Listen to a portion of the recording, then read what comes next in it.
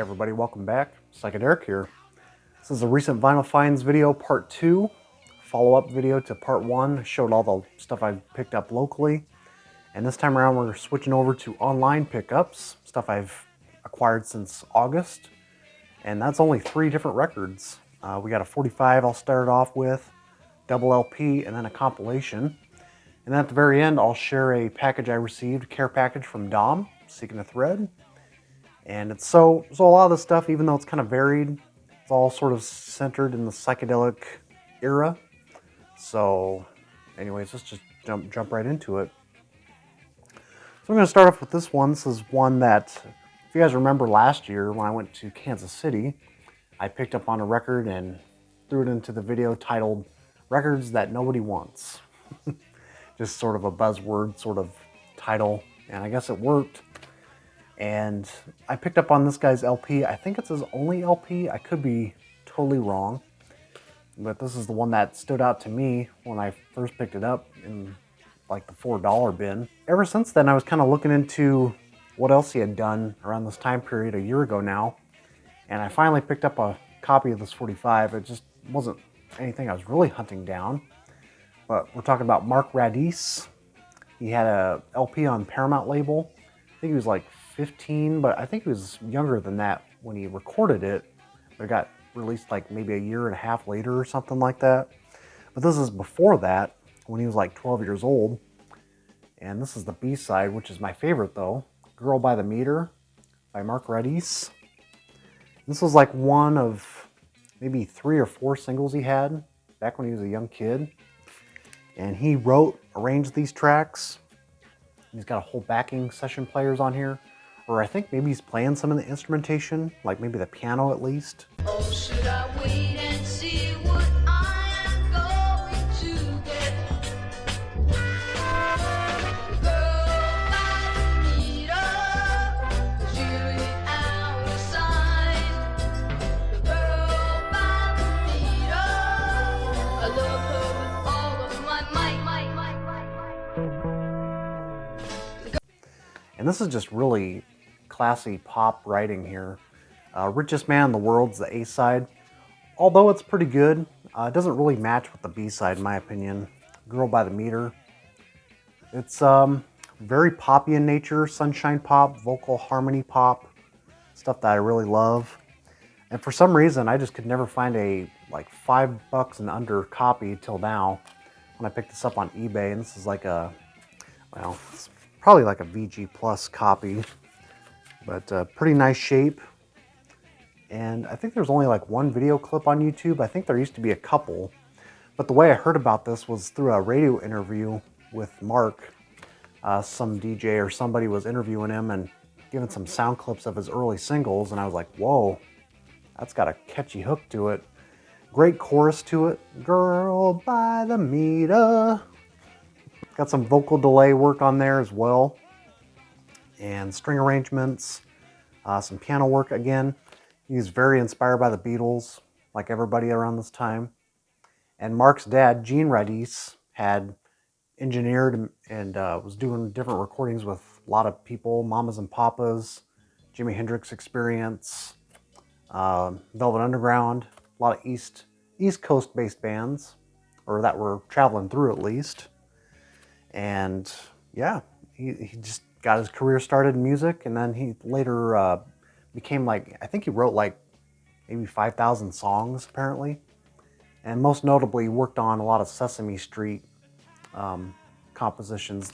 So I think he's like 65 or so now, but yeah, 12 years old when he recorded this thing. It's a really snappy number, I'll just say that. So check it out if you can. And this next one, I'm going to talk about this one for a bit, because this one really, I had no expectations of this being this great. And I talked about their other album maybe a month ago or so now, Sons of Spirit or Son of Spirit. And now I finally picked up Spirit of 76. This is the follow-up to that album, double LP. I couldn't wait any longer, even though I wanted to kind of hunt this one down locally. I was just like, I gotta pick a copy up. This is too good. And this is like a VG Plus copy, vinyl in great shape. It's got a few tears inside, on the bottom or something, as you can see. But that's about it. Otherwise, this thing's really intact, and got this for like 10 bucks plus shipping. Can't go wrong there. I always kind of like this album sleeve design. It's so simple, but if you can tell, it was actually illustrated on a like bar napkin or something. And same for the back there. You could think of this as like Randy California's solo record, because it really is. He's doing a lot of the instruments on here, besides Ed Cassidy on drums. But it's really Randy's project here with the mid-70s Spirit albums. And you probably caught wind of my enthusiasm for this one when I talked about it. I hadn't heard it in probably maybe a couple weeks now, but still have a very strong impression of this one. Might be my best discovery in a year or so as far as just psychedelic records in general. Opens up and closes with a couple patriotic tunes, does his own variations on them. America the Beautiful, The Times They Are A-Changin', and then closes with the Star Spangled Banner. But in between, there's the consistency on for a double album. He really mapped this thing out really well. I mean, it just gets stronger and stronger once you get to the halfway point with his cover of Like a Rolling Stone. It's like unlike any other version I've heard of it. Very, well, I'll get to it, but it's very phase pedal heavy on this record. If you guys love that, just enamored with that 70s phase pedal all throughout with distortion, this is the go-to album right here. But once side 3 kicks in, that's probably my favorite side on here. Tracks like Happy, Feeling in Time, once again. Just that string of tracks there is just excellent. Just doing a bunch of different styles, guitar licks, some heavy, some very mellow, but yet very spaced out, kind of stoned in nature, of course. But then he's always reprising a few tracks here, like Tampa Jam. He does it like a couple, well, 3 times, and then Jack Bond, part 1 and 2. So he's always kind of bringing back some different segments into the mix. But there's all the different tracks you get. And then his version of Hey Joe, Walking the Dog, they really do rock out. And yeah, that 70s period flavor is definitely coming through. But man, I tell you what, the trip meter on this is very high. Phasing effects, vocal delays, all the kind of studio trickery you would expect from, like, you know, say late 60s, early 70s type of records like this. But just engineered very well. His craft work on this is very tight. So definitely recommend this. And this is one of those records you can find for, like, again, 10, 15 bucks all day, man. And this has all those great characteristics you would love in, like, sort of your Midwestern US private press record that you would find in, like, the Acid Archives. And it's a major label record on Mercury. It's crazy, man. I still have to check the one with him. I think it's the one after this with him kind of crossing his arms with the guitar. I still have to check that one out, and maybe a couple others. But I'd say this is probably his peak, I would imagine. This was one hell of a discovery this year. Really glad I stepped up to it. And I gotta say, it's probably my favorite Spirit record, even though it really isn't. At the end of the day, it's more like a Randy California solo project. You'll find it here on this Mercury label. So, if anything, this is the takeaway record to check out, in my opinion. So yeah, it was definitely a nice surprise, and definitely a keeper. Then moving on to this compilation here. Finally picked up on one of these from the series. I don't know why it took me so long. I was just kind of waiting for it to drop down to maybe 15 or so bucks, and finally scored one here. This is Brown Acid, the 12th trip, baby. Heavy rock from the underground come down. This is definitely my favorite. If I haven't mentioned already, this is my favorite of the Brown Acid so far. I think they're up to 18 volumes or so. They're always working on them down at Permanent Records, Riding Easy. And it's kind of nice too, knowing that the owners of the label themselves are really bonkers about these kind of sounds, because they just curated all the songs here to their breaking point. I mean, just non-stop excellent volumes here. But this one, I'd say it's probably my favorite just because it has like a couple at least, almost, well, one 5-star single off here, but 4.5 stars, which I seldom give out any 5-star perfect songs or records, but opens up with a 5-star song for me by The Waters, Mother Samwell. It's exactly what I'm looking for. Even though it's funny enough, it doesn't even really fit per se the Brown Acid. Because what I think of the Brown Acid series, I think of like hard proto metal, garage, biker kind of rock, very gritty sounds.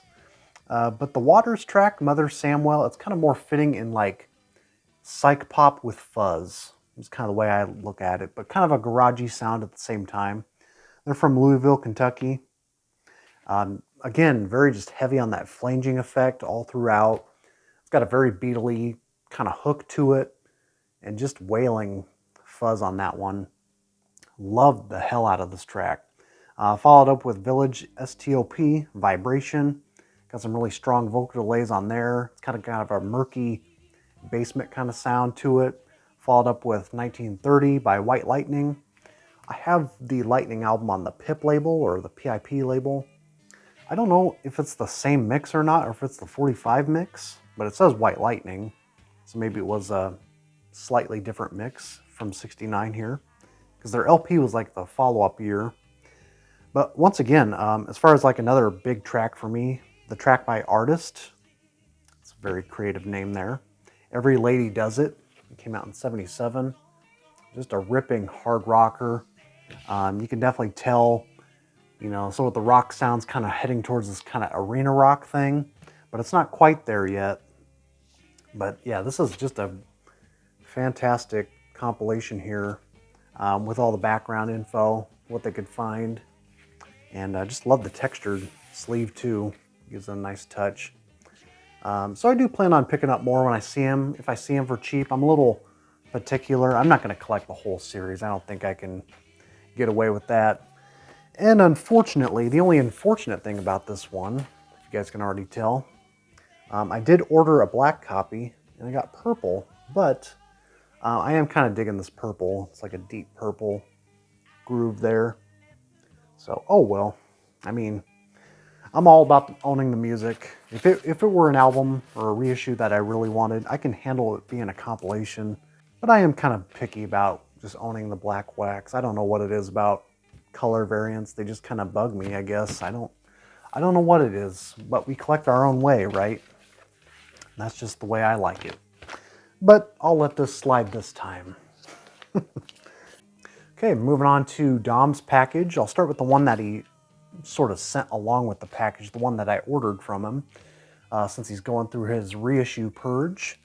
I was able to, well, he caught wind of my MGM list, and I was talking about this band and mentioned how I've just seldom see this one, and if I ever do, the condition's always like it was trampled on by children, or they're asking like antique dealer prices, which, for this kind of record, they'd probably slap on like a $20 tag.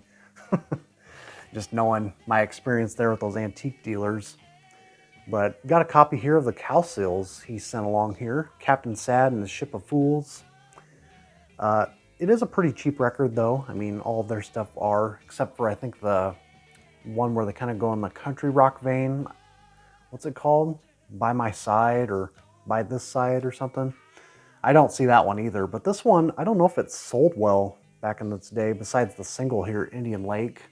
Might have sold well, but as far as the LP, I just never hear much talk about this one, and seldom see it, like I said. So I think there was a copy sitting at Angry Mom, so thank you, Dom, for sending this along. I don't know if this is the father of the group, Bud, because I know he was in the Navy, right? And yeah, it kind of makes sense looking at the cover. It's a little creepy when you know their backstory now. His children are his ship of fools. It's kind of a bad taste. It didn't really age well, but anyways, this is one I was really lacking, and probably the last one I need by Sills. I used to have We Can Fly. I do like a couple tracks on there, not crazy about it. But this one, It does have a couple top tier tracks by them for me, with Make the Music Flow, which I think another band covered as well. It's like a top 5 Calso hook. There's just a little bit of like sitar in the mix. It's got some great harmony flow, just creating a whole Baroque pop imagery in your head, listening to it. Ask the Children, Who Can Teach a Songbird How to Sing, kind of channeling in some Kurt Becher vibes a little bit, just a little bit. And then the other big highlight, Can't Measure the Cost of a Woman Lost, the closing track. Just very sophisticated sunshine pop. Maybe not on, say, the heights of, say, Sagittarius or the Millennium, but for a family group, this has got some bangers on it, man. I really enjoy it, being a kind of a pop guy, especially. Definitely warmed up to them over the years. Used to not think too much of them back when I first started collecting all of this, but upon revisiting, they do definitely have some spotty moments. Indian Lake is very skippable, but good group. I really enjoy this one. So I don't know if I need to show the label. It's on the tan and blue label. And then moving on to the reissue that I picked up from his list. Really, he's selling some good items as far as even for reissues, I think. I kind of stated where I kind of land on the whole original reissue debate. I think every record is kind of singular on like how I feel about picking up an original or not. It just depends on what the item is. And this is one such case. I'm not really going to hunt out an original. And for like 12, 15 bucks, this is definitely deserved of that. Going through that, so this is the Grodek Whipper Jenny. This is the RSD reissue from Now Again. I don't remember what year this came out. It was pretty recent, wasn't it? It doesn't say the year on the back, or 2019. Yeah, I knew it wasn't too long ago. Just never picked up a copy. This is kind of one of those things where I would have picked it up down the road, just never see it, you know, in the shops or anything. And again, this is one of those cases too. I think it's kind of a spotty record in spots, but the highs are very high. But David Matthews, he was kind of like the leader of James Brown backing session players at the time. And he recorded this one and Show Is Funky Down Here. Just kind of back to back, I think recorded around the same time. Isn't that one instrumental for the most part? I think it is. But this one's actually got some songs here. We got Sitting Here on the Tongue. Great opening track, followed up by the letdown, Wonder If. I like the woman's vocals. I forget her name, Mary Ellen Bell, because she has some vocals on some other tracks, like the next one. But when she does these kind of piano ballad sort of things, like Wonder If, and I think it's You're Too Young, one of those tracks, Wonder If for sure. Her vocals just don't land for me. It's kind of nasally, and the writing's kind of off.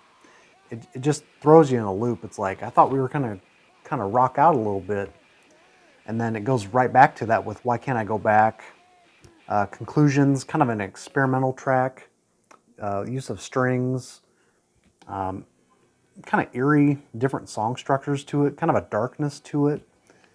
Put Your Thing on Me. And then the closing track, Evidence for the Existence of the Unconscious. It's sort of like a 10-minute jam instrumental. So yeah, you could probably put this record or classify it in the same catalog as, say, Purple Image or Funkadelic, early Parliament kind of sounds. It is funky, but it's sort of more kind of a straightforward rock. Sort of more on the acid rock side. Got a little hype here. Let's say a psychedelic classic created by James Brown's band leader, David Matthews. The first album issued on Brown's famed People imprint. I forgot it was on the People label, which makes sense. Got, of course, the booklet here. Kind of talking about both sessions, I think, with the show enough down here. And Grodek Whipper Jenny, I do believe I read up on that. That's like an old, like, kind of like the Model T vehicle, or it's like an early incarnation of, say, like a vehicle back in the 1900s. I've actually not even read through this yet, so I do plan to do that. I haven't posted about it yet. I did give it a couple listens, though. Got some cool photographs back in the day.